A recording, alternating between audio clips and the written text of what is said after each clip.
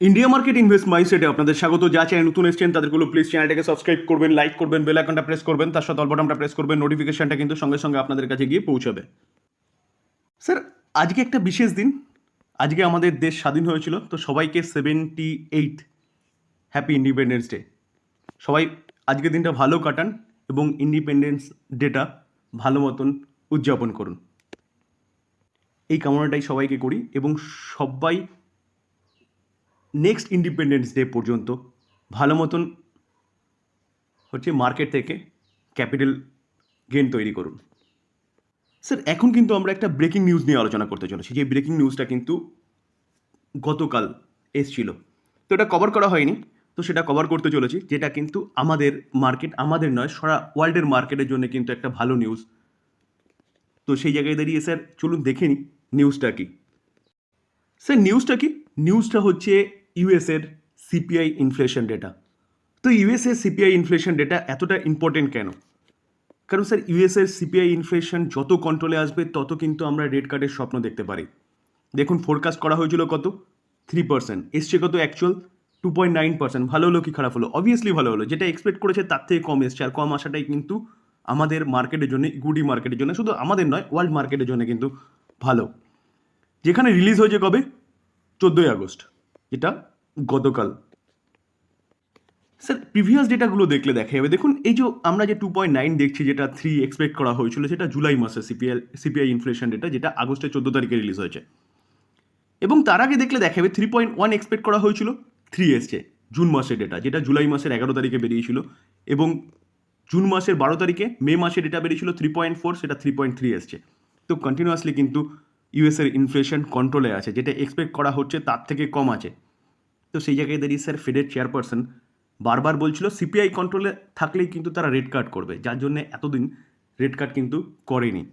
তো red card করেনি বলে একটা গুজব বলতে পারেন মার্কেটে ছড়িয়ে গেছিলো কি, যে ইউএস রিসেশনে যেতে চলেছে। যেখানে পরপর যদি দুটো জিডিপি জিরোতে হয়, অর্থাৎ জিডিপি গ্রোথ যেটাকে বলি আমরা, সেটা যদি জিরো বা নেগেটিভ আসে, তাহলে কিন্তু সেই দেশকে রিসেশনে গেছে বলা যেতে পারে। তো সেরকম কিছু কিন্তু কন্ডিশন হয়নি।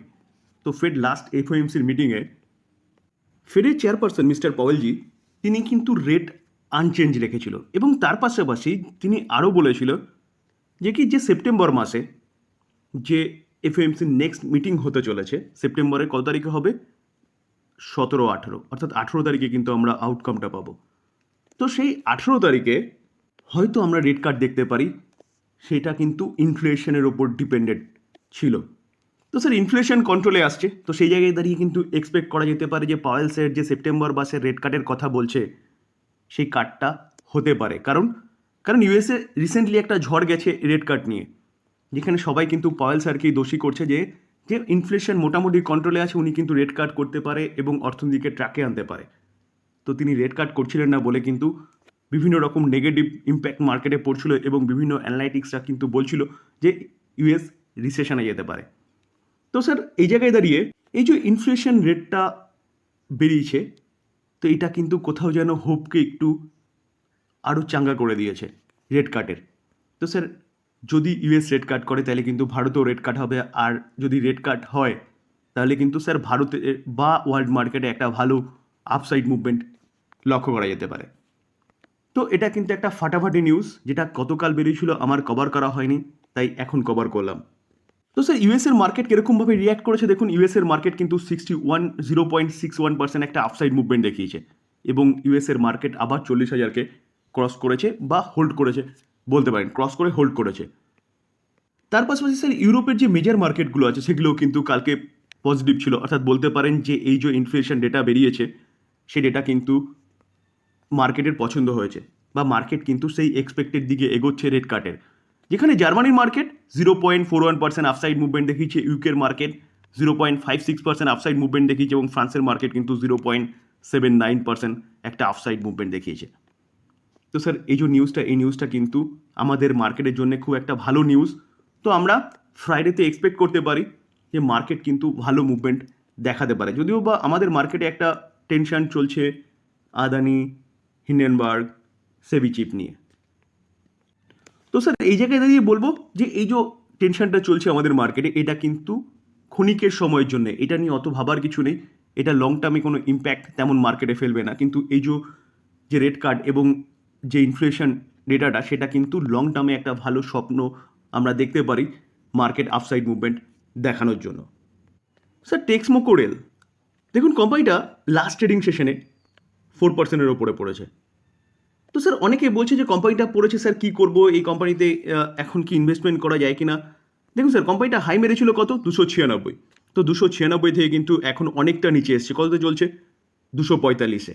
তো স্যার দেখলে দেখা যাবে এক মাসে 13%-এর ওপরে পড়েছে। তো স্যার ওভারঅল যদি হাই থেকে দেখেন তাহলে 15-16% পড়েছে। তো স্যার পড়ছে কেন? প্রথমত বলবো স্যার, একটা বাজেটের ইম্প্যাক্ট ছিল, সেখান থেকে কিন্তু কন্টিনিউয়াসলি কোম্পানিটা পড়ছে। এবং তার পাশাপাশি লাস্ট ট্রেডিং সেশনে পড়ার পিছনে কারণ হচ্ছে কোম্পানিটার রেজাল্ট। দেখুন স্যার, কোম্পানিটার যদি আমরা রেভিনিউ দেখলে দেখা যাবে, দেখুন 892, 1145 আগের কোয়ার্টারে ছিল, অনেকটাই কমেছে রেভিনিউ। এবং এক বছর আগে কত ছিল? 657টা কত হয়েছে? 892। তো ইয়ারলি কিন্তু অনেকটা ভালো করেছে স্যার। এটাও পিএসইউ কোম্পানি, রেলের কোম্পানি, একের পর এক অর্ডার পাচ্ছে। তো অর্ডার যেই কোয়ার্টারে যেরকম পাবে সেই কোয়ার্টারে কিন্তু সেরকম মুভমেন্ট দেখাবে। মুভমেন্ট দেখাবে মিনস রেভিনিউ হবে বা প্রফিট হবে। তো এটা মাথায় রাখবেন। তো কোনো কোয়ার্টারে হয়তো ভালো অর্ডার পেয়ে গেলে সেই কোয়ার্টারে একটা রকেটের মতন তাদের রেভিনিউ বা প্রফিট জাম্প করবে। তো স্যার লাস্ট যে কোয়ার্টার ছিল সেখানে কিন্তু ইলেকশন ছিল, যার জন্য খুব একটা যে অর্ডার এই কোম্পানিগুলো পায়নি। তো স্যার সবসময় মাথায় রাখবেন স্যার, এইসব কোম্পানিগুলোর ক্ষেত্রে কিন্তু ইয়ার অন ইয়ার বেসিস দেখতে হবে। যেটা 657 ছিল, 892 হয়েছে, তাহলে দেখলে দেখা যাচ্ছে কোম্পানি কিন্তু রেভিনিউ যথেষ্ট ভালো আর্ন করেছে। তো আমরা যদি কোম্পানির এক্সপেন্সেস দেখি, 821, যেটা এক বছর আগে 1061 এবং আগের কোয়ার্টারে 636। তো অপারেটিং প্রফিট যদি দেখি তাহলে দেখলে দেখা যাবে, দেখুন 71, যেটা আগের কোয়ার্টারে 84, একটু কমেছে, কিন্তু এক বছর আগে ছিল অনলি ফর 21। ইয়ারলি যথেষ্ট ভালো পারফরমেন্স করেছে কোম্পানি। তো আমরা যদি নেট প্রফিট দেখি তাহলে যেটা ট্যাক্স ও অ্যাডজাস্টমেন্ট বাদ দিয়ে পড়ে, দেখলে দেখা যাবে 40 করোড়, যেটা এক বছর আগের কোয়ার্টারে 47 ছিল, কমেছে। কিন্তু ইয়ারলি যদি দেখি তাহলে দেখলে দেখা যাবে এটা কত ছিল? 15। তো 15টা কিন্তু 40 হয়েছে, অনেকটা জাম্প করেছে ইয়ারলি। তো স্যার রেজাল্ট কিন্তু কোম্পানি যথেষ্ট ভালো করেছে। তো স্যার যারা লং টার্ম ইনভেস্টার তারা কিন্তু এই কোম্পানিতে ইনভেস্টেড থাকতে পারেন, বা যারা চিন্তাভাবনা করছেন বাই করার তারাও কিন্তু এখন এই কোম্পানি নিয়ে চিন্তাভাবনা করতে পারেন। আমরা যদি কোম্পানিটার এক বছর রিটার্ন দেখলে দেখা যাবে কোম্পানিটা এক বছরে এতটা পড়ার পরেও 106%, অর্থাৎ এক বছর ডবল বানিয়ে দিয়েছে। আমরা যদি কোম্পানিটার 5 বছর রিটার্ন দেখলে দেখা যাবে, দেখুন 465%।